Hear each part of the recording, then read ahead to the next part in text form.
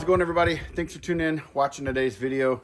I'm out here with my family for Christmas at my sister's place, and it's been pouring rain off and on all day, and tried to fight this earlier, but we're just hanging out here next to their barn. They've got a little ranch here. It's just always really fun, super peaceful, and really good time. But I wanted to share with you a video while all of them are in food comas, and something I haven't done in a long time, haven't seen it in a really long time, but I remember being a part of this challenge probably like 8 or 9 years ago when it was circulating around in some Facebook groups on YouTube. And the idea is your newest knife, your cheapest knife, and your most used knife. And I brought those three with me here on this trip, and all of them are going to be fixed blades. So that's kind of the parameters that I set for myself as my newest fixed blade, my cheapest fixed blade, and my most used fixed blade. And I just want to kind of go over them, show you what they are and what they mean to me, and just why I chose these out of all the other knives. So enjoy this. It's a lot of fun. Back then, it was really cool seeing what everybody picked. So these are the three knives that I picked. And I think I'm going to go over my newest one first, and then we'll do my cheapest and then my most used. So my newest one is definitely this guy. So this is the newest knife that I own when it comes to fixed blades. And this is the Bushcraft model. So there was probably about, I don't know, 8 to 10 of these made for the Christmas show this year. And I was very fortunate enough to grab one. I didn't think I was going to get one, but I snagged one. This was actually the third one of the lot that I had on my list. The first one sold out like immediately. The second one was gone by the time I got to talk to somebody. And then this was the only one left. But I've really enjoyed this so far. I've put it through some of the paces. It's A2 steel, and it's got green micarta with white liners. And it's just a really fun shape. I've got the Bushcraft in a super good looking black sheath, black fire steel with a little green glow bead here. And I happen to have a bead that matched this perfect in my bag of beads. It's green micarta with a white liner on it. And then I thought it was really cool. This was some of the first paracord I ever bought. I've got still a big hank of it, and it's just that perfect OD green color that matches it all. So that black and green looks really good, and the white liners is a good little contrast pop to it.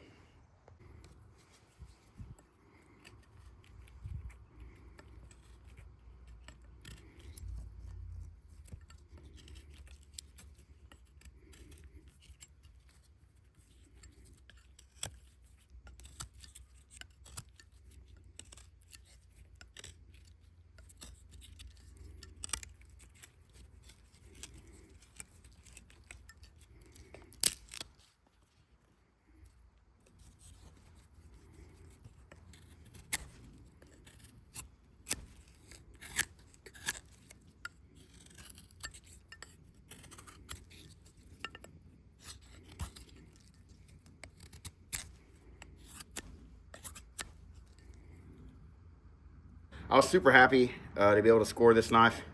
It was a design that I really liked. I enjoyed the kind of the next gen style blade, the Kephart centerline tip, but it's got a little bit more of a belly. But the handle and that continuous curve on it just really is like my jam when it comes to knives. And the colors and stuff don't really matter. I was a big fan that it was micarta, that was like matte finish. I'm not a big natural material kind of guy, or you know, stuff that's slick, but it feels super good in the hand. It's A2 tool steel, full flat grind, and I've really enjoyed the flat grind a lot more than what I thought. I'm a big time Scandi guy, so you know, this knife in a Scandi model would be a dream. But so far this has been super nice to work with. It's definitely going to be something that I'm going to be running through the paces. I'm hoping that it's a model that's continued. I don't have any knowledge on whether it will be or not, but I know a lot of people were really happy when they saw it, and a lot of people were wanting this knife. but it's just one of those things, like there's already so much going on at LT Wright Knives, and adding a new model to the mix, and I'm not sure, but the feedback on it's been really well, and so far I've really enjoyed it. So this is my newest knife, the Muskrat from LT Wright Knives. So this is my cheapest knife, and the reason it's my cheapest knife is because this was given to me as a gift back in the very, very beginning. I won a giveaway, and I think it was on a Facebook group, and this was the knife that came in the giveaway box, and it happened to be my first fixed blade. I took the handles off of it, and back then a paracord wrapped it, but this was the first fixed blade that I started everything out with. I don't ever use it anymore. It's just more or less sentimental, but it's still really, really cool, and it's more than enough of a knife to get stuff done. I've really done stuff to this knife early on that I probably shouldn't have, and it's still held up. I have no clue what model it is or what steel it is, but this is my cheapest knife because it was free.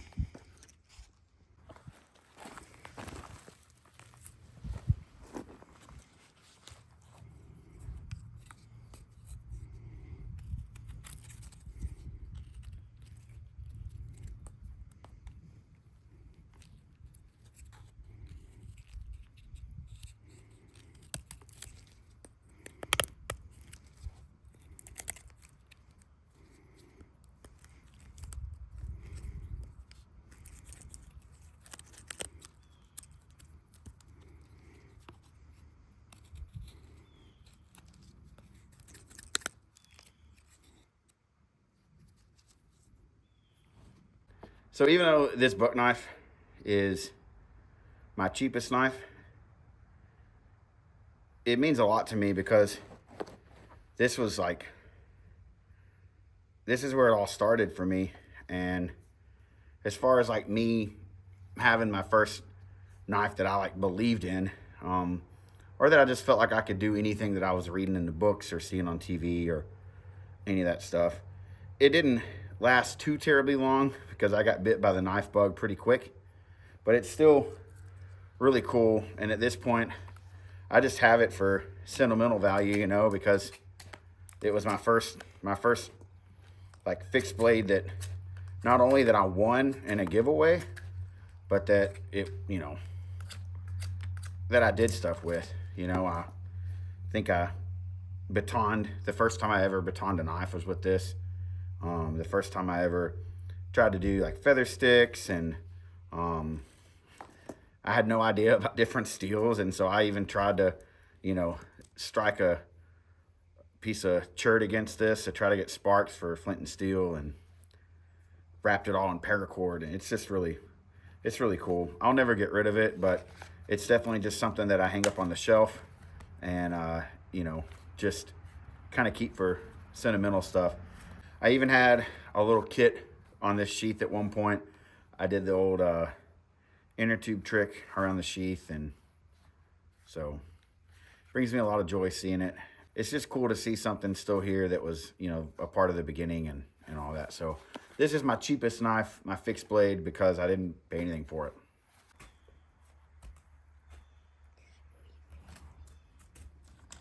What are you doing, Hershey? What are you doing, girl?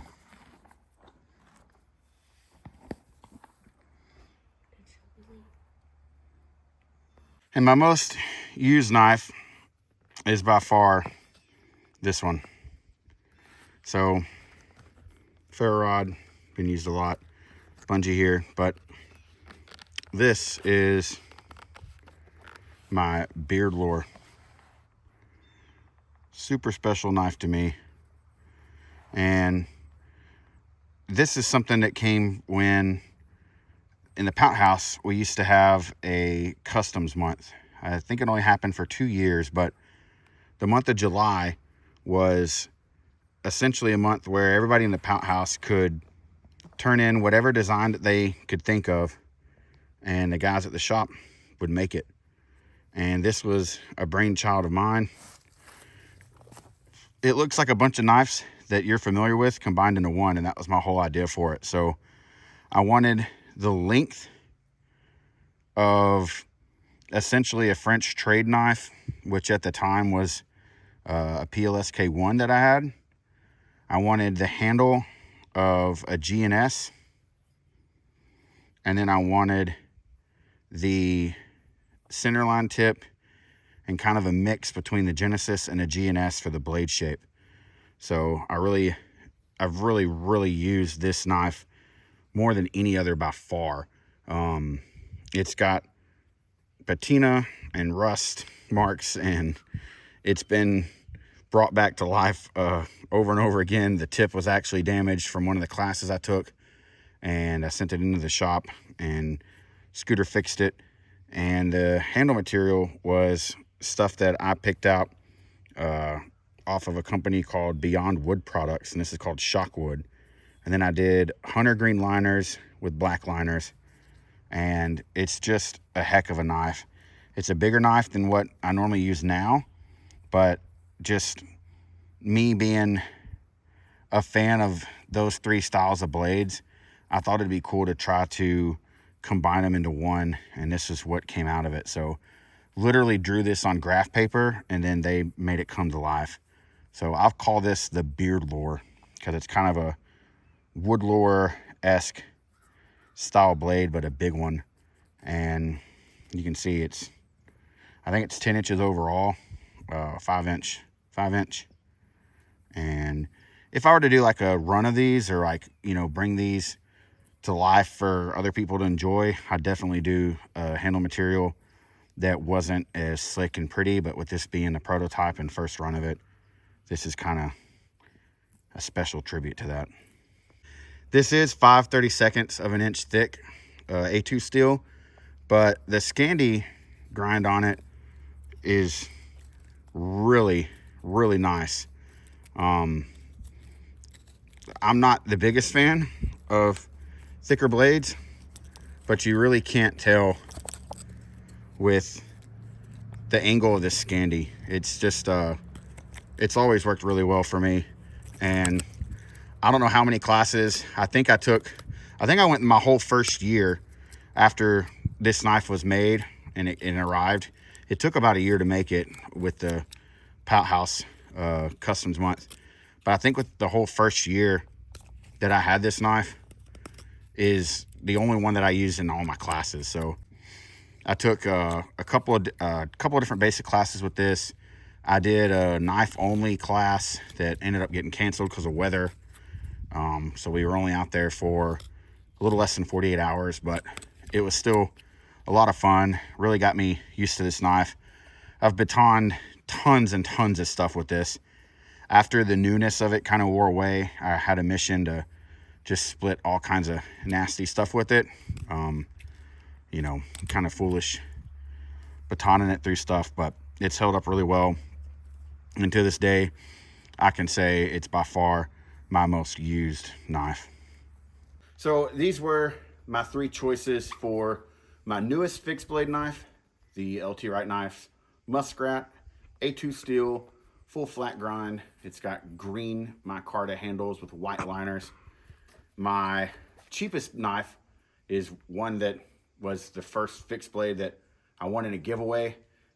I think on a Facebook group. I honestly can't remember. It was within the first year or two that I got into this stuff. So that was 2013-ish.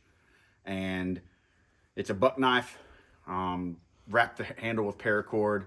It had like cheap rubber handles on it that I actually split one of them, batoning it. It's the cheapest knife because I got it for free. And it's just a big sentimental piece now, because this is kind of where it all started for me. And this was the first knife that I had no fear of messing up, because I didn't have to spend any of my hard-earned money on it. I won it for free, and I just wanted to see what it could handle. And all these years later, it's still going strong. I wish I would have kept the little kit that I had. But yeah, I have a rubber inner tube on here, and I had a bunch of stuff stuffed in it, like a compass, and I think a ferro rod and some tinder and all that kind of stuff. And then the last one is my most used knife, and it was the beard lure that was my design that got made during the Pout House Customs month of July, back when the Pout House members used to be able to do that. And it's custom designed by me, A2 steel, and it's got some really pretty Beyond Wood Products handle material in here called shock wood. So these are my 3 choices. Let me know what yours are down below in the comments, and if you want to respond to this video, tag us in it and let us see what it is. And get outside, enjoy the woods, use your knives. It's a lot of fun.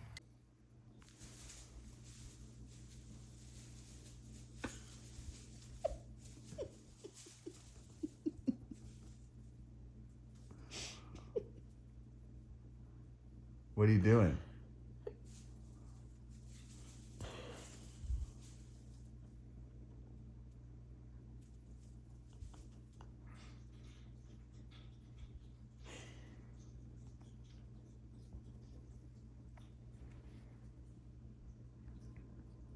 Hey. What are you doing? What now?